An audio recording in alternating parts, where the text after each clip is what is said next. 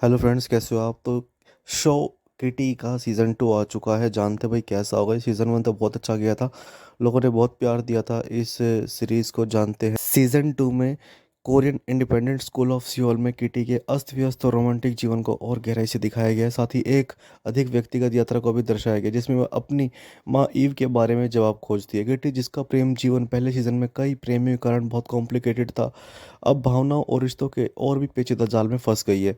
यदि पहला सीजन उसके नए प्यार की पहचान और प्यार के साथ पहले अनुभवों के माध्यम से एक तेज गति वाली सवारी थी, तो सीजन 2 एक अधिक जटिल भावनात्मक कथा में झुक जाता है, जहाँ किटी परिवार की खोज और आत्म जागरूकता के साथ रोमांस को बैलेंस करने के लिए स्ट्रगल करती है।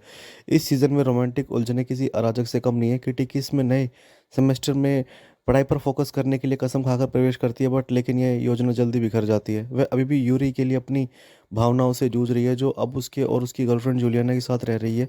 एक ऐसी स्थिति जो किटी की भावनात्मक स्थिति को और जटिल बनाती है। इस उथल पुथल में एक नया किरदार प्रवीणा भी शामिल होता है, और किटी अपने परिचित लव ट्रायंगल से बाहर एक नए रिश्ते की संभावना पर विचार करना शुरू करती है। इस बीच मिनहो, जिसने पहले सीजन में किटी के लिए अपनी भावनाओं को कबूल करके एक बड़ा सच सामने ला दिया था, अपने संघर्षों से निपट रहा है, जिसमें उसके पिता का किस्म में अचानक शामिल होना भी शामिल है। लेकिन सिर्फ किटी ही नहीं जो अपने रोमांटिक जीवन में गहराई से उतरती है। किटी का एक्स लवर डे भी आगे बढ़ने की कोशिश कर रहा है, जबकि क्यू को अपने खुद की रोमांटिक कहानी मिलती है, जो थोड़ी जल्दबाजी में लिखी गई लगती है, लेकिन फिर भी ये कहानी बहुत अट्रैक्टिव लगती है। यहाँ जो बात काम करती है वह यह है कि शो रिश्तों की गड़बड़ियों से दूर नहीं भागता। किटी एक किरदार के रूप में परिपूर्ण नहीं है। वह आवेग, भावुक और कई बार ऐसे फैसले लेती है जो कि उसके आसपास के लोगों को दुख पहुंचाते हैं। यह वह हिस्सा है जो उसे प्रामाणिक महसूस कराता है।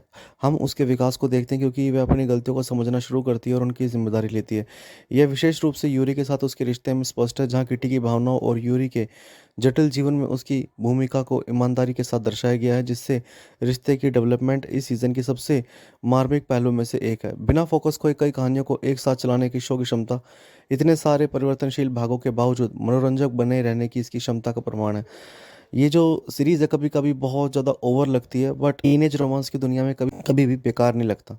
हालांकि सीज़न की कमजोरियों में एक जो इसकी कैरेक्टर्स है वो कभी कभी उनकी डेवलपमेंट नहीं हो पाती, जैसे कि स्टेला, एक नई एक्सचेंज छात्रा जो नाटक के लिए तैयार लगती है, लेकिन अंत ये अनडेवलप्ड लगती है। शो में प्रोफेसर ली से जुड़े सब प्लॉट को लेकर भी स्ट्रगल किया गया, जो नए प्रिंसिपल है जिनकी किस्में चीज़ों को बदलने की क्षमता एक संक्षिप्त परिचय के बाद जल्द ही खत्म हो जाती है। ये किनारे किए गए किरदार और ये जो स्टोरी है काफ़ी आदी लगती है। एक और अगर हम पॉजिटिव की बात करें तो किटी की अपनी माँ के बारे में जानने की जो एक्साइटमेंट है वो यहाँ पर बहुत अच्छे से दिखाई गई है, और उसकी जो इमोशंस है और डीपनेस है अपनी माँ को लेकर, कि कितना अपनी माँ को और गहराई से जानना चाहती है, वो देखकर और भी अच्छा लगता है। कहानी किटी के प्रेम जीवन के लिए सिर्फ उस पर भी बेस्ड नहीं है, और भी काफ़ी सारी स्टोरीज यहाँ पे चलती हैं। सैमन के साथ ईव के रिश्ते का खुलासा यहाँ पर होता है, और उसकी माँ के किस में कैसे संबंध थे, कौन उनका बॉयफ्रेंड था, उसको वो जानने की पूरी कोशिश करती है। सीजन 2 को इसके दमदार कैमियो अपीयरेंस से भी फायदा मिला है। लारा जीन के बॉयफ्रेंड पीटर केविंस्की के रूप में नोआ सेंटिनो की वापसी का एक बहुत ही शानदार अनुभव था। पीटर की उपस्थिति न केवल पुरानी यादों को ताज़ा करती है, बल्कि किटी के लिए एक जरूरी जो उसके इमोशंस है वो भी हैं, जिससे उससे अपनी अशांत भावनाओं को समझने के लिए बहुत अच्छा नज़रिया मिलता है। शो में जनरल पेरिश को किटी की बड़ी बहन मार्गोट के रूप में वापस लाया गया है, जिसकी सीजन 2 में अधिक इम्पोर्टेंट रोल था। सीजन 2 के एंड में मार्गोट की भूमिका, जिसमें वह किटी को उनकी अलग हो चुकी दादी के साथ सुलह कराने में मदद करती है, एक खूबसूरत मोमेंट लगता है। दक्षिण कोरियाई बॉय बीटीओबी के सदस्य पेनियल के भी कैमियो उपस्थित है, जो मिनो के बड़े सौतेले भाई जून को ही भूमिका निभा रहा है। म्यूज़िक की उससे बात करते हैं, इसमें काफ़ी अच्छा म्यूज़िक लाया गया है, जो कि आपको इससे जोड़े रखेगा। और मज़ेदार और दिल को छू लेने वाले शो कभी कभी घटियापन की ओर भी बढ़ जाते हैं। कुछ ऐसे क्षण जब नाटक को ऐसा लग रहा है कि ज़बरदस्ती बढ़ाया जा रहा है, कुछ स्टोरीज ज़बरदस्ती बनाई जा रही हैं जो कि नहीं भी बनाते तो भी अच्छी लग सकती थी। ये बात मिन्हो और डे के बीच राइवलरी वाले प्लॉट में सबसे अधिक स्पष्ट है, जो संघर्ष को तो बढ़ाता है लेकिन हमेशा बुरा महसूस नहीं होता।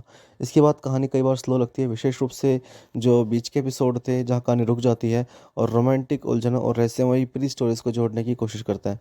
अंत में किटी आखिरकार मिन्हो के लिए अपनी भावनाओं को स्वीकार कर लेती है, जबकि कुछ संघर्षों का समाधान हो जाता है। यह स्पष्ट है कि किटी की कहानी अभी खत्म नहीं हुई है। इतने सारे अनसुलझे भावनात्मक धागों के साथ भविष्य के सीजन में इसकी काफ़ी संभावनाएं हैं।